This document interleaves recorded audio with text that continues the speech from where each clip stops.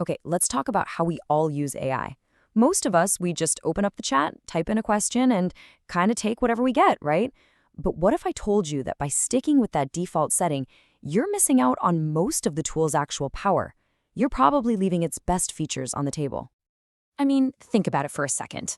Are you using the exact same AI setting to draft a quick one-line email as you are to analyze a dense 40-page report? If the answer is yes, then trust me, there is a much, much better way to do things. This image just sums up the problem perfectly, doesn't it? Sure, you could technically strap a couch to the back of a Ferrari. It might even work, kinda, but it's gonna be messy, it's definitely inefficient, and you're absolutely not using that car for what it was built for. Well, the exact same thing is true for your AI.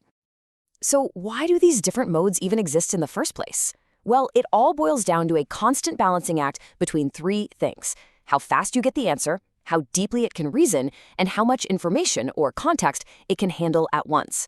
If you crank up the speed, you're probably going to lose some reasoning depth. If you need it to understand a giant document, well, that's naturally going to take a bit more time. You can't have all three maxed out at the same time. And this trade-off is what leads so many of us right into what I call the default user trap.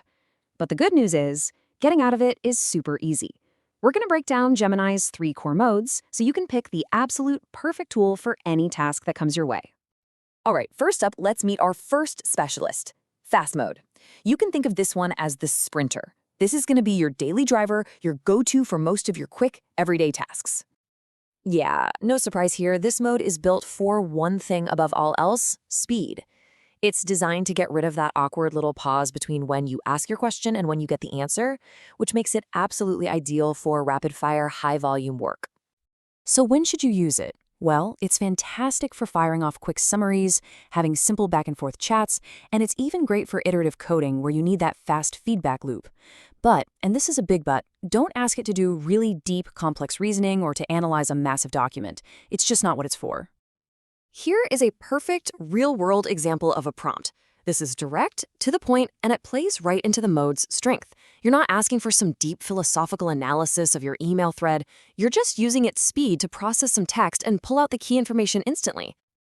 But what if you need more than just speed? What if you need some real substance? Well, that brings us to our second mode, pro mode. Let's call this one the analyst. This is your heavy lifter for when the task gets really serious. You see, pro mode is all about depth and nuance. Its superpower is a massive context window, which is really just a fancy way of saying it can read and remember a staggering amount of information at once. We're talking up to 750,000 words. To put that in perspective, that's like reading The Great Gatsby 5 times over and remembering every single detail.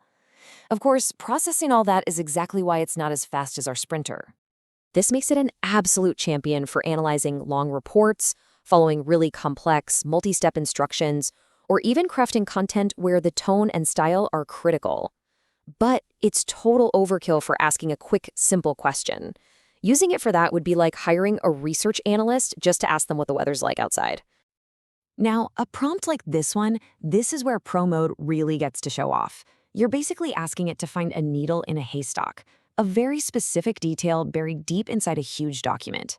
Fast mode would completely stumble on this, but it's exactly what the analyst was built for. And finally, for our third mode, we have the most specialized tool in the entire kit, thinking mode. Meet the strategist. You bring this one in for the genuinely hard problems. So how does this work? It's completely different from the other modes. Instead of just trying to predict the next word and give you an answer, thinking mode generates an internal reasoning trace. It's kind of like when your math teacher made you show your work. It actually explores different paths, checks its own logic, and lays out the steps it took before it gives you the final answer. Because of this super methodical process, it just crushes things like math, science problems, logic puzzles, and even planning complex code architecture. But yeah, it's slow, and it's not at all suited for a simple, flowy conversation. You call in the strategist when the problem requires pure, cold logic, not just retrieving information. A prompt like this is the ultimate test. A classic logic puzzle requires the model to hold all the rules in its memory and test different possibilities. The other modes might just guess based on probability, but thinking mode will actually work through the logic step by step to arrive at the correct solution. It's pretty amazing to watch. Okay, so we've met the whole team, the sprinter, the analyst, and the strategist. Awesome. But how do you know who to call when you've got a problem? Let's put it all together into a really simple decision framework that you can use in just a few seconds. Here it is. Just ask yourself these 3 simple questions. First, do you need speed or just a quick chat?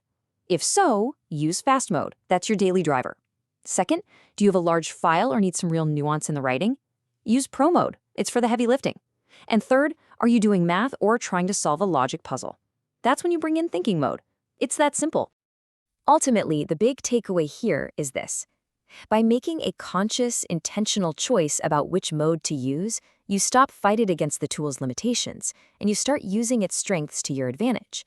You make the AI adapt to your task, not the other way around. You're the one in control.